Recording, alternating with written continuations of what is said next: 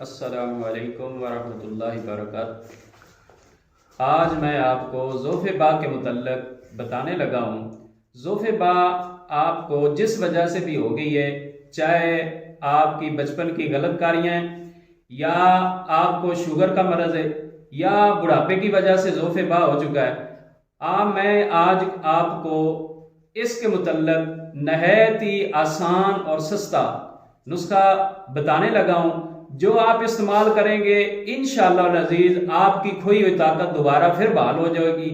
آپ کو پریشان ہونے کی ضرورت نہیں، ایک مرتبہ آپ اسے آزمائیں ضرور، پھر دیکھیں اس کا رزلٹ کیا ہے۔ آپ نے پھلی ببول لینی ہے جو کہ نرم ہو، پھلی ببول، اور اس کے علاوہ آپ نے گوند کیکر لینا ہے۔